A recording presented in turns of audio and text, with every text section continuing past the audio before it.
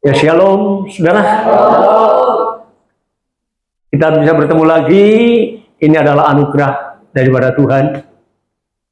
Ya, semoga semua tetap sehat. Amin. Amin.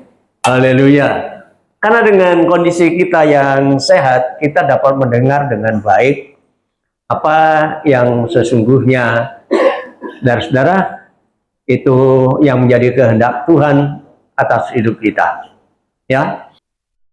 Dan di dalam kesempatan ini saya ingin menyampaikan firman Allah dengan satu tema. Ibadah yang berkenan. Ya. Ibadah yang berkenan, ibadah yang menyenangkan hati Tuhan. Ya. Haleluya. Nah, saudara, apa sih yang dimaksudkan dengan ibadah? Seringkali kita diingatkan ya untuk beribadah. Ibadah itu merupakan satu kegiatan keagamaan yang dilaksanakan di rumah-rumah ibadah. Atau merupakan satu tindakan kita berbakti kepada Allah yang didasari dengan ketaatan, ya, di dalam mengerjakan perintahnya dan menjauhi larangannya. Itu ibadah, rutinitas, ya.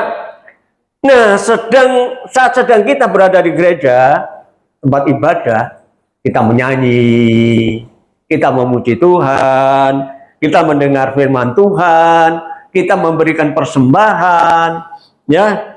Dan setelah itu selesai, itu yang namanya ibadah, ya.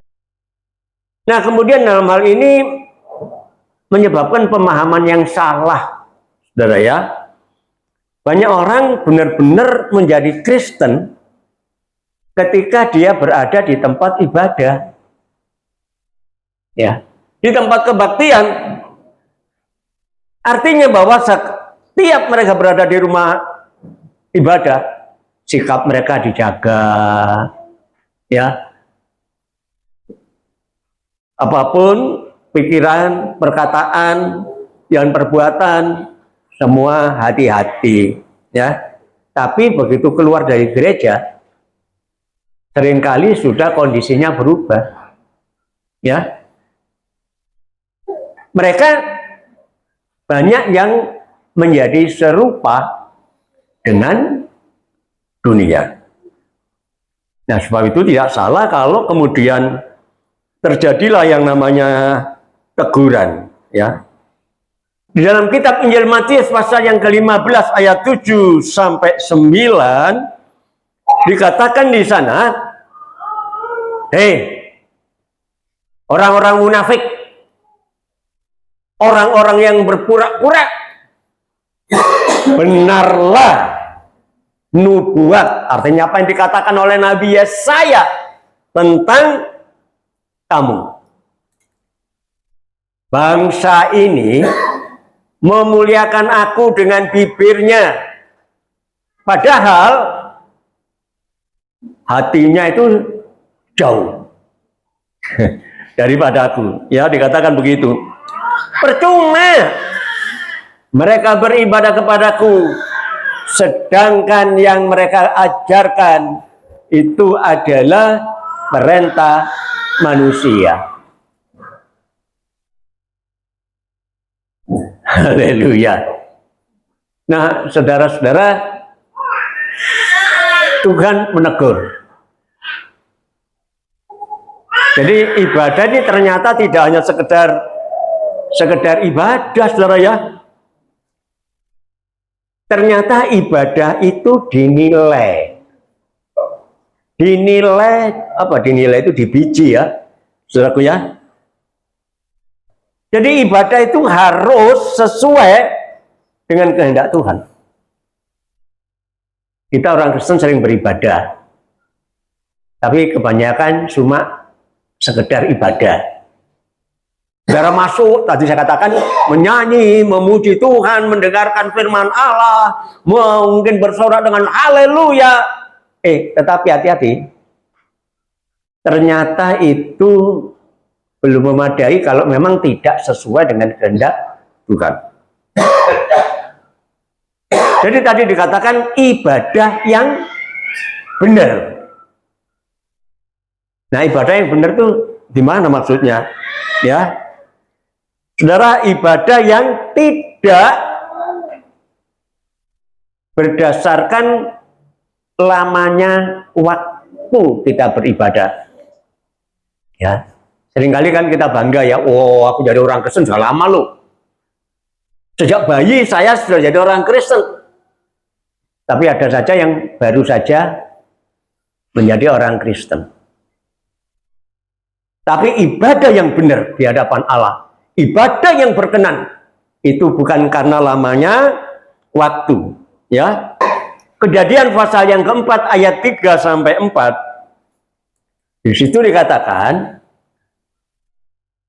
setelah beberapa waktu lamanya, maka Kain itu mempersembahkan sebagian dari hasil tanah itu kepada Tuhan sebagai korban persembahan. Jadi secara ibadah itu sesungguhnya sudah dikerjakan sejak zaman manusia awal. Ya, Kain ini adalah anaknya Adam. Dia sudah beribadah. Dia membawa, saudaraku, dikatakan di sana, sebagian dari hasil tanahnya itu dipersembahkan. Itu nggak salah. Ya. Tetapi Habil kemudian nyusul. Juga mempersembahkan korban persembahan dari anak sulung kambing dombanya. Yakni lemak-lemaknya. Dan apa yang terjadi? Maka Tuhan mengindahkan Habil dan korban persembahannya itu. Sedangkan korban Kain ditolak. Kalau kita baca selanjutnya ceritanya, Kain sakit hati, iri. Akhirnya Habil dibunuh. Bayangkan, yang diterima oleh Tuhan itu bukan yang pertama.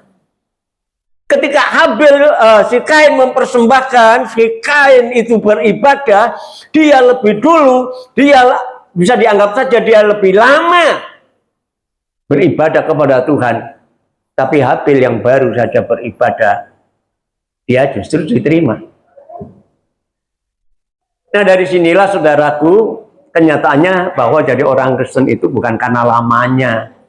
Ya, Tuhan tidak menilai berapa lama kita jadi orang Kristen. Tapi yang dinilai itu, saudara, bagaimana kesungguhan kita beribadah. Ya. Dan satu hal lagi, ibadah yang berkenan itu di samping bukan karena lamanya kita menjadi orang Kristen. Tetapi yang dinilai juga bukan karena nilai persembahan. Ayo, kita kan nanti setelah ibadah ada persembahan ya. Tapi Tuhan mengatakan bukan karena nilai persembahan itu, ya. Markus pasal 12 ayat 41 sampai 44. Di situ dikatakan pada satu kali Yesus duduk menghadap peti persembahan. Saudara, saya tidak pernah lihat loh persembahan saudara itu berapa. Benar, saya tidak pernah lihat.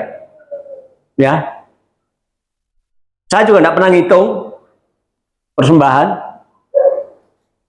Berapa nilainya saya tidak tahu, siapa yang lebih banyak saya nggak ngerti. Sekali lagi saya tidak memperhatikan. Ya, bukan berarti tidak menghargai. Tapi saya tidak memperhatikan, tidak ngitung, tapi saudara perhatikan. Ternyata persembahan itu diperhatikan loh. Ya. Diperhatikan. Pada satu kali Tuhan Yesus duduk menghadap peti persembahan. Ya. Dan memperhatikan bagaimana orang banyak memasukkan uang ke dalam peti itu. Banyak orang kaya memberi jumlah yang besar. Loh, nggak salah itu saudara. Karena uangnya banyak, dia memberi lebih banyak. Ya. Lalu datanglah seorang janda yang miskin dan memasukkan 2 peser, yaitu 1 duit. Mungkin beda cara pelaksanaan persembahannya. Orang kaya, keracak. Tapi orang miskin sembunyi-sembunyi. Saudara, ada di dalam rumah ibadah sama-sama mempersembahkan, ya. Maka kemudian Tuhan Yesus dipanggilnyalah murid-muridnya dan berkata kepada mereka, sini semua. Aku berkata kepadamu ya, sesungguhnya janda miskin ini memberi lebih banyak daripada semua orang yang memasukkan uang ke dalam peti persembahan. Nah, saudara, justru yang miskin, janda miskin ini mendapat perhatian khusus dari Tuhan, ya. Sebab orang yang kaya ini mereka semua memberi dari kelimpahannya, memberi dari kelebihannya, tetapi janda ini memberi dari kekurangannya. Semua yang ada padanya yaitu seluruh nafkahnya. Kira-kira lebih banyak mana yang memberi ini? Kalau saudara perhitungkan yang lebih banyak memberi yang mana? Orang kaya atau yang janda? Orang kaya memberi banyak, tapi saldonya masih banyak. Tapi Tuhan katakan, janda miskin ini memberi sedikit, tetapi itu semua diserahkan. Semua miliknya habis diberikan, dia nggak punya. Seluruh nafkahnya yang diberikan. Perhatikan saudara. Sekali lagi ibadah itu dinilai oleh Tuhan. Tapi bukan berarti karena karena Tuhan itu memuji, menilai yang memberi sedikit, kemudian saudara beralih caranya. Nggak didik aja lah. Ya. Yang biasa lebih banyak, tiba-tiba berubah karena si janda itu yang diperhatikan, maka kita juga kasih sedikit aja dah. Bukan begitu, tadi dikatakan janda itu lebih banyak memberi karena apa? Setelah dia persembahkan, dia nggak punya apa-apa lagi. Ya, jadi saudaraku, ibadah itu bukan karena lamanya. Waktu Tuhan menilai itu bukan karena lamanya kita dari orang Kristen, bukan karena nilai persembahan kita. Kalau dibandingkan dengan yang lain, saya lebih banyak, saudara, itu bagus. Karena siapa yang memberi lebih banyak, dia akan diberkati juga lebih banyak. Tapi bukan itu sebenarnya yang menentukan, yang menyenangkan hati Allah. Persembahan yang dengan sukarela, sampai dikatakan di sini, seluruh hidupnya. Karena apa? Ketika dia sudah memberikan, maka dia sudah nggak punya apa-apa lagi. Ya. Dan Tuhan juga menilai ibadah yang berkenan di hadapannya itu bukan karena banyaknya aktivitas kita, ya. Bukan. Kegiatannya banyak sekali di tempat ibadah, apa saja dikerjakan, mulai dari segala apapun dikerjakan karena itu mungkin dianggapnya menyenangkan hati Tuhan. Memang. Tapi ternyata ukuran Tuhan bukan karena aktivitas kita, ya. Dalam Lukas pasal 18 ayat 10 sampai 14 di situ dikatakan ada 2 orang pergi ke bait Allah, pergi beribadah. untuk berdoa. Yang seorang adalah orang Farisi dan yang lain pemungut cukai. Perbedaannya jauh jenjangnya. Yang satu ahli agama, orang Farisi yang memang sudah terbiasa di rumah ibadah. Yang satu si pemungut cukai yang sangat dibenci oleh orang banyak. Ya, orang Farisi itu berdiri dan berdoa di dalam hatinya begini. Perhatikan, Allah itu mendengar loh. Doa dalam hati saja dia tahu. Ya, kalau manusia kalau kita doa bengok-bengok gitu ya, tuh baru dengar, oh ini doanya begini. Tapi Allah di dalam hati saja kita berdoa, Allah itu ngerti. Ya, dia berdoa begini, ya Allah, aku mengucap syukur kepadamu karena aku tidak sama seperti orang lain. Wih, hebat ini. Aku tidak sama seperti orang lain. Aku bukan perampok. Aku bukan orang lalim, bukan orang kejam. Aku bukan pezina dan bukan seperti pemungut cukai ini. Bayangkan saudara. Membandingkan dirinya, membanggakan diri sedemikian rupa. Banyak aktivitasnya dikatakan, aku berpuasa 2 kali seminggu. Ayo, 2 kali seminggu. Aku memberikan 1/10 dari segala penghasilanku. Dari penghasilanku. Padahal, saudara, berkat Tuhan itu. Kalau kita punya apa-apa itu berkat Tuhan. Tapi ini dari penghasilanku, dari usahaku. Sombongnya. Aktivitasnya banyak. Aku tidak begini, aku tidak begitu, dan aku bayar ini, aku melakukan itu. Hebat. Nggak salah. Tetapi, pemungut cukai itu berdiri jauh-jauh, dia tidak berani mendekat. Bahkan ia tidak berani menengadah ke langit. Dia sadar akan dirinya. Melainkan ia memukul diri dan berkata, ya Allah, kasihanilah aku orang berdosa ini. Saudara, beda isi doanya. Yang satu pamer keaktifannya, kegiatannya di dalam ibadah. Tetapi yang satu cuma bisa menahan diri. Kasihanilah aku orang berdosa ini. Haleluya. Dan apa kata Tuhan? Aku berkata kepadamu, orang ini, siapa itu? Pemungut cukai. Pulang ke rumahnya sebagai orang yang dibenarkan Allah dan orang lain itu tidak. Kenapa? Sebab barang siapa yang meninggikan diri, ia akan direndahkan. Dan barang siapa yang merendahkan diri, dia akan ditinggikan. Saudara, penilaian Tuhan dengan penilaian manusia itu berbanding terbalik. Ya, kita bisa menilai orang, oh persembahannya banyak, aktivitasnya banyak. Oh, coba kelakuannya tidak seperti itu, tidak seperti ini. Tetapi ternyata penilaian Tuhan itu beda. Justru yang menjadi perhatian khusus dari Tuhan adalah orang yang rendah hati, yang merasa dirinya tidak mampu.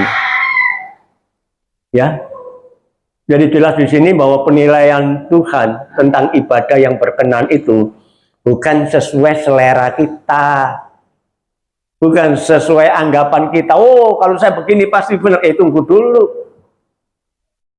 Beda cara penilaian Tuhan. Tapi ada kriteria, ada persyaratan yang layak, ibadah yang menyenangkan hati Tuhan, ibadah yang berkenan. Berkenan itu artinya menyenangkan. Ya, itu adalah, saudaraku, ibadah yang disertai dengan rasa hormat dan takut.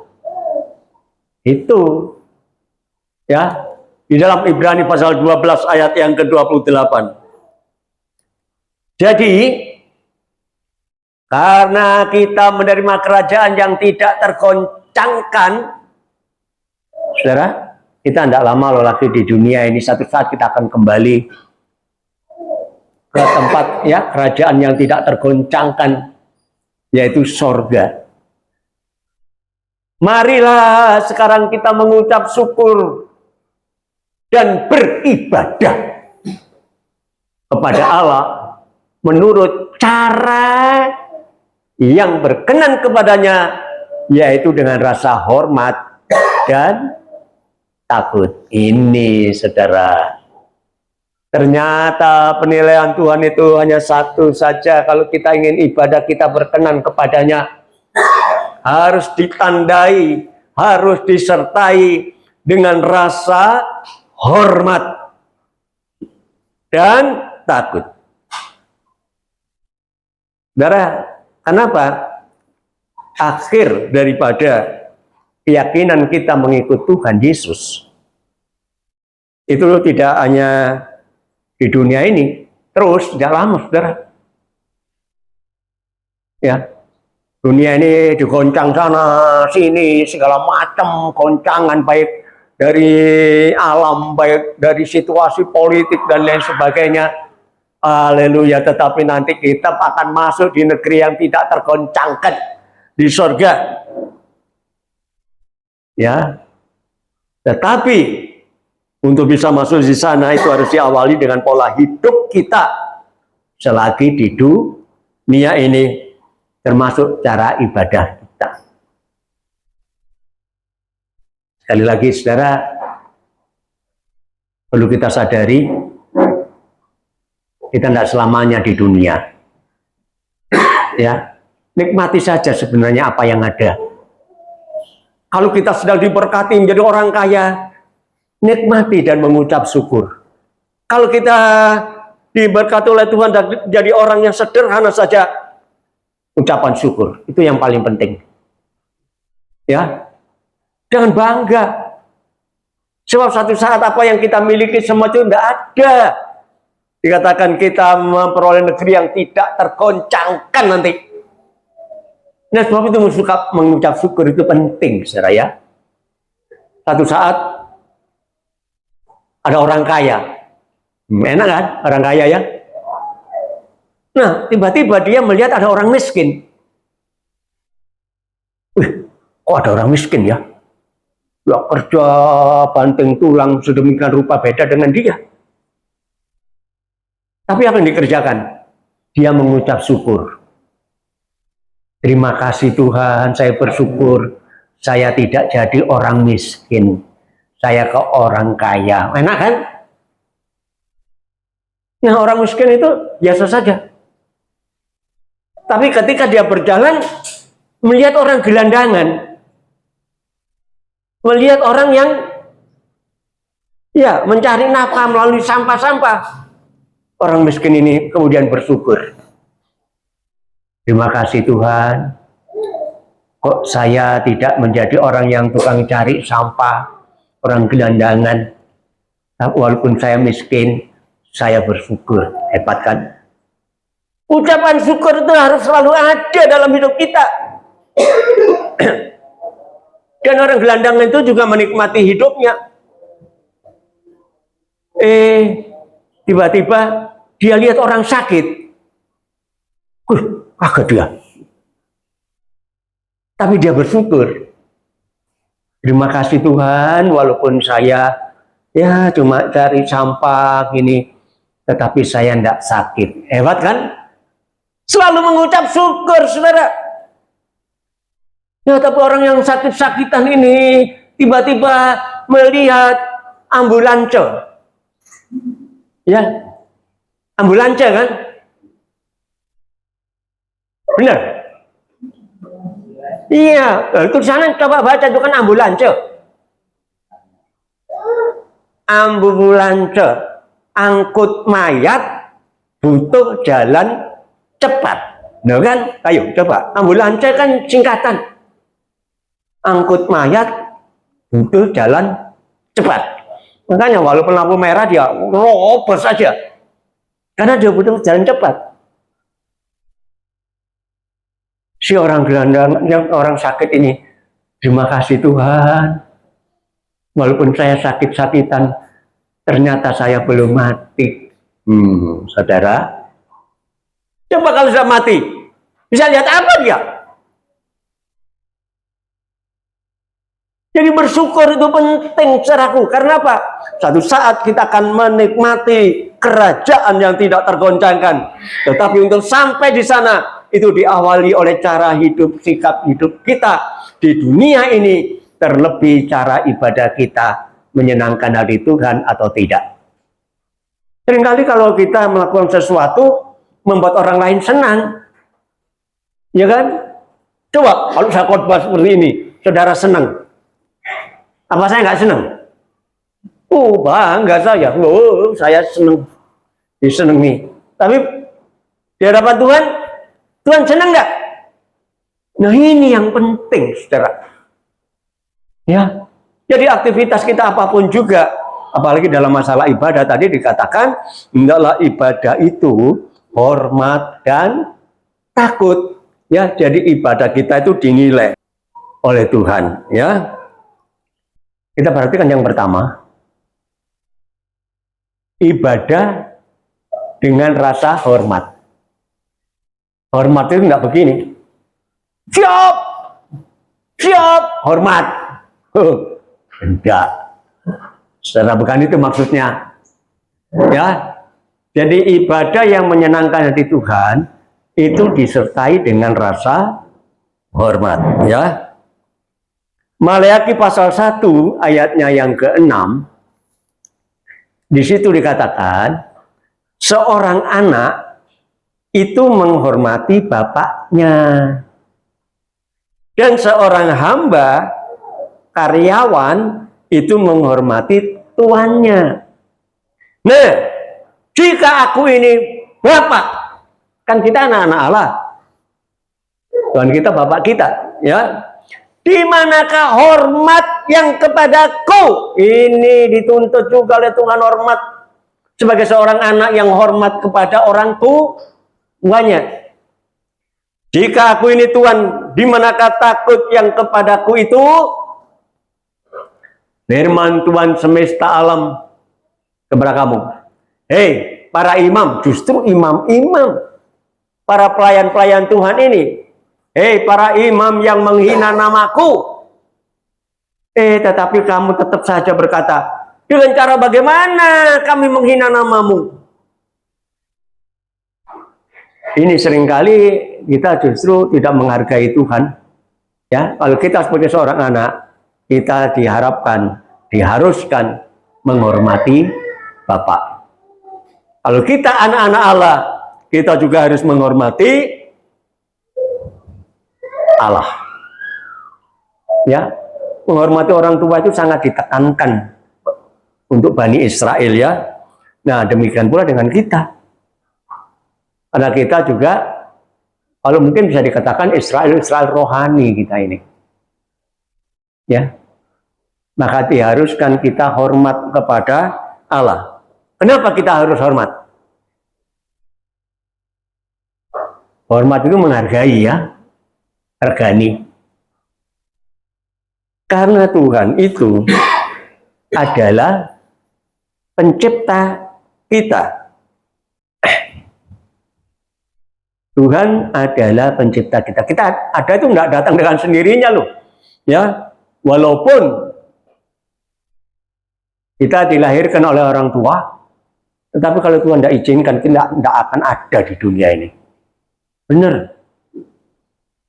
Maleakhi pasal 2 ayat 10a. Bukankah kita sekalian mempunyai satu Bapa? Bukankah satu Allah yang menciptakan kita? Jadi kita ada itu karena Tuhan yang menciptakan kita. Sekali lagi saudara, Walaupun kita secara jasmani, kita dilahirkan oleh orang tua kita, tapi kalau Tuhan tidak izinkan, tidak akan pernah kita bisa lahir ke dunia. Jadi kalau kita sadar bahwa Tuhan yang menciptakan kita, betapa harusnya kita ibadah dengan rasa hormat, ya. Saudara, bukan saja dia itu sebagai Bapa, tetapi dia juga sebagai sumber berkat. Ya, kenapa kita harus hormat? Karena dialah pemberi berkat. Berkat itu, ya tentunya kita tahu paham semua ya. Berkat itu satu pemberian yang menyenangkan. Ya. Jadi kalau kita sadar bahwa kita memiliki segala sesuatu ini, ya kita datang ke dunia ini tidak bawa apa-apa loh saudara. Ya. Sepeda motor aja tidak punya kita. Ya. Jangankan punya sepeda motor, naik sepeda aja nggak bisa kita. Tetapi kalau sampai kita bisa memiliki segala sesuatu, itu karena berkat daripada Tuhan. Ya, jadi jangan merasa diri ini mampu, saudara ya. Karena semuanya itu bersumber dari Tuhan. Haleluya. Roma 11 ayat yang ke-36. Sebab segala sesuatu adalah dari Dia. Dan oleh Dia. Dan kepada Dia. Bagi Dialah kemuliaan sampai selama-lamanya. Langit dan bumi ini tidak akan ada kalau Allah tidak ciptakan.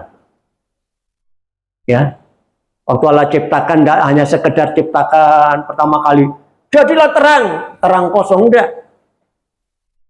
Tapi dia juga berkata jadilah daratan dan lautan. Jadilah tumbuh-tumbuhan, jadilah ikan dan burung. Awalnya itu kosong, saudara. Dan kemudian pada hari yang ke-6 Tuhan ciptakan manusia dengan segala kelengkapan yang sudah disediakan. Coba Anda kata manusia diciptakan lebih awal, mau nginjek apa dia? Semua kosong. Jadi kalau sampai kita memiliki segala sesuatu, sekali lagi itu sumbernya dari Tuhan. Jangan berkata seperti para orang Farisi tadi, ya, aku memberikan 1/10 dari penghasilanku, dari usahaku. Sekali lagi, kita memiliki segala sesuatu dari berkat Tuhan. Ya, sebab itu banggalah kita menjadi orang yang percaya, saudara bisa memahami ini. Supaya ibadah kita itu tidak acak-acakan. Ya, pas datang Tuhan tidak menilai banyaknya anggota, saudara. Benar. Tuhan itu menilai pribadi-pribadi kita. Ya banyak orang berusaha sedemikian rupa dengan liturgi gereja, sampai kemudian ada nyanyian semua segala macam sampai rame gereja itu.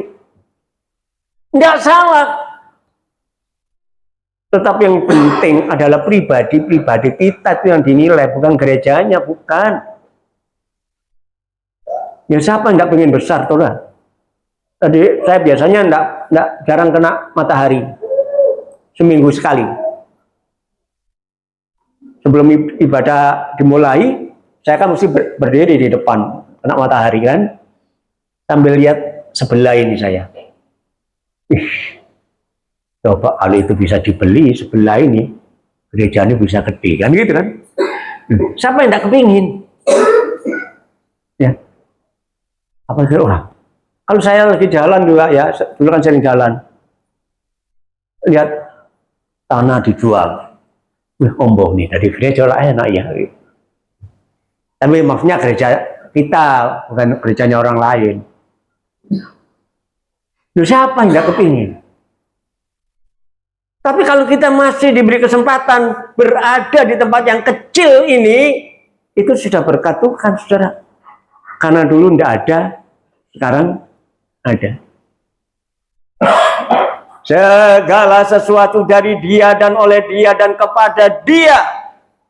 Bagi Dialah kemuliaan sampai selama-lamanya. Ya, jadi ibadah itu ditandai yang pertama dengan rasa hormat, menghargai Tuhan bahwa Dia itu adalah sebagai Bapa pencipta kita dan Dia juga sebagai pemberi berkat. Ya, sekali lagi kita ada ini karena Tuhan loh. Ya, benar. Memang Tuhan izinkan orang tua kita merawat kita. Tapi berapa banyak, walaupun anak itu dirawat akhirnya meninggal. Kenapa? Tuhan yang memberkati. Jadi kalau kita sampai bisa berada sampai sekarang ini, bersyukurlah. Jadi saudara-saudara, kalau kita bisa ada sampai sekarang, sekali lagi itu anugerah Tuhan. Suatu ibadah yang menyenangkan di Tuhan, disertai dengan rasa hormat. Ya.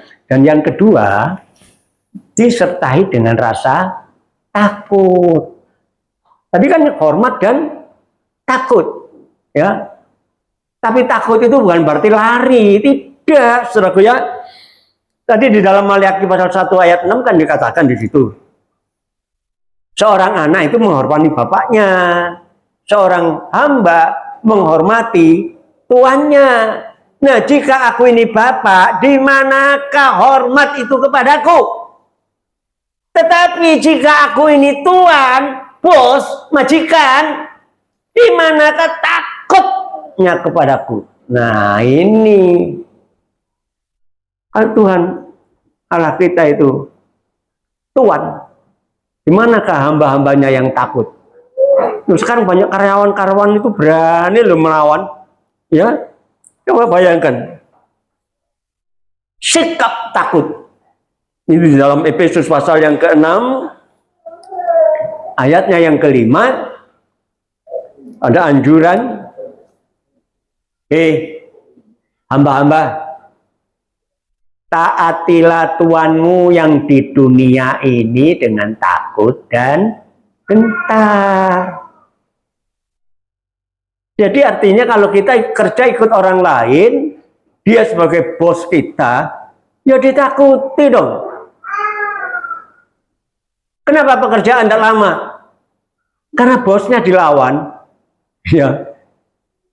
Jadi takut dan gentar terhadap tuanmu, dan dengan tulus hati seperti kamu taat kepada Kristus. Ayo. Berapa banyak yang berpindah-pindah kerja? Karena bosnya dilawan. Kalau saya memang sering pindah kerja, kenapa?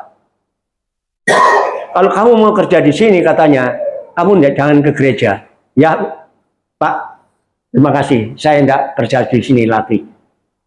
Karena saya dilarang ke gereja. Jadi artinya gini, rasa takut itu jangan dengan persungutan. Sungut-sungut.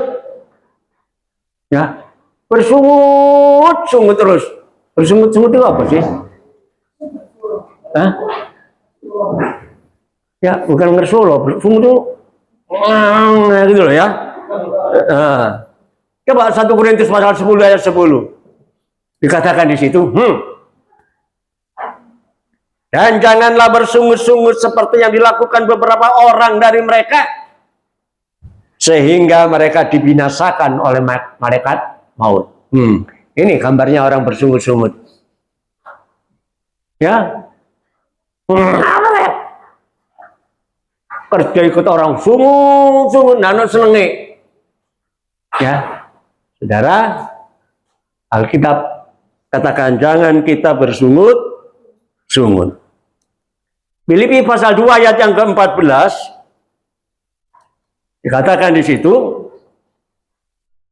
lakukanlah segala sesuatu dengan tidak bersungut-sungut dan berbantah-bantahan. Ayo, kita memajukan bantah-bantahan terus. Saudara, itu tidak benar. Ya, haleluya. Ibadah kita termasuk pelayanan kita, ya kita semua terlibat dalam pelayanan ya di tempat ini ya. Kita melayani Tuhan itu karena apa? Karena Tuhan sudah lebih dulu melayani kita. Ya, kenapa kita harus melayani? Karena Tuhan yang lebih dulu melayani kita. Ya, dalam Filipi pasal yang kedua ayat 5 sampai yang ke-8. Hendaklah kamu di dalam hidupmu bersama menaruh pikiran dan perasaan yang terdapat juga di dalam Kristus Yesus. Yang walaupun di dalam rupa Allah, sebenarnya Yesus itu adalah Allah sendiri. Ya. Tidak menganggap kesetaraan dengan Allah itu sebagai milik yang harus dipertahankan. Loh, kalau dia kan bisa ngotot, bisa seperti orang Farisi tadi kan. Aku tidak pernah mencuri, aku tidak membunuh, aku tidak merampok. Nah, Yesus misalkan kata, aku ini Allah. Tapi ternyata dia tidak. Dia memberi teladan yang baik, ya, yang walaupun dalam rupa Allah tidak menganggap kesetaraan dengan Allah itu sebagai milik yang harus dipertahankan. Melainkan telah mengosongkan dirinya sendiri dan mengambil rupa seorang hamba dan menjadi manusia sama dengan kita. Coba saudara, ya, rasa takutnya itu sampai, ya memang dia diperintahkan oleh Bapa yang ada di surga untuk menjadi penebus, tapi dia nggak berbantah-bantah. Ya, walaupun dia sendiri adalah Allah yang menyatakan diri sebagai manusia, dia rela menjadi hamba. Menjadi hamba itu yang melakukan tugas, ya. Dan dalam keadaannya sebagai manusia, ia telah merendahkan dirinya dan taat sampai mati, bahkan sampai mati di kayu salib. Tidak ada contoh yang lebih luar biasa yang bisa jadi panutan kecuali Tuhan Yesus. Dalam ketaatannya, ya, sebagai seorang hamba yang melayani manusia karena tugas dari Bapa, dia kerjakan sampai dia rela mati. Ini saudara, ibadah itu diperhatikan oleh Tuhan loh ya. Seringkali kita menganggap enteng ibadah itu. Ibadah itu harus merupakan satu keharusan, ya. Jadi mari kita perhatikan ibadah kita. Karena ibadah kita ini, saudara, sekali lagi, nanti pada akhirnya berakhir sampai di surga. Ya. Di dunia ini kita cuma latihan, saudara. Haleluya. Coba dalam 1 Timotius 4 ayat 7 dan 8. Tetapi jauhilah takhayul dan dongeng nenek-nenek tua, latihlah dirimu beribadah. Jadi kalau kita ibadah itu cuma latihan, saudara, supaya nanti kita terbiasa ibadah. Oh, banyak orang, dari termasuk di sini ini ibadah itu dianjurkan loh. Cuma seringkali banyak orang Kristen tidak menghargai ibadah, kalah dengan yang lain. Tinggal dulu pekerjaan dan latihlah beribadah, ya. Karena latihan badani, olahraga itu terbatas gunanya, tetapi ibadah itu berguna dalam segala hal karena mengandung janji baik hidup yang sekarang ini maupun hidup yang akan datang. Jadi saudara, ibadah itu tidak hanya berhenti di dunia, itu nanti akan berkelanjutan sampai di sorga. Dan di sorga itu tidak ada aktivitas lain. Kita tidak perlu bangun apa-apa, kita tidak mau kerja apa-apa, kita semua cuma beribadah, ya. Haleluya. Wahyu pasal 22 ayat yang ketiga, di situ dikatakan, maka tidak akan ada lagi laknat. Nanti di surga tidak ada laknat lagi. Takhta Allah dan takhta anak domba akan ada di dalamnya, dan hamba-hambanya akan beribadah kepadanya. Ini saja aktivitas kita. Nanti di surga kita cuma ibadah, saudara. Dan untuk sampai nanti betah ibadah di sana, kita harus mulai latihan sekarang ini. Seringkali kita nggak betah dalam ibadah. Sesuai, ya. Coba nanti, kalau kita sudah tidak kerasa nanti di surga, begitu ada ibadah, wah, suwe ini tamu Tuhan. Jadi saudara, sekali lagi, ibadah itu dinilai oleh Tuhan. Tidak hanya sekedar kita giat ibadah, aktif ibadah, tetapi dinilai oleh Tuhan. Apakah ibadah kita itu berkenan kepadanya? Dan yang berkenan itu artinya ditandai dengan rasa hormat, dengan rasa takut. Ya, dan saya yakin saudaraku, kalau kita bisa artinya menghargai Tuhan lewat ibadah kita, saya yakin berkat Tuhan itu akan menjadi bagian kita mulai sekarang ini sampai nanti di surga. Amin. Haleluya. Tuhan memberkati.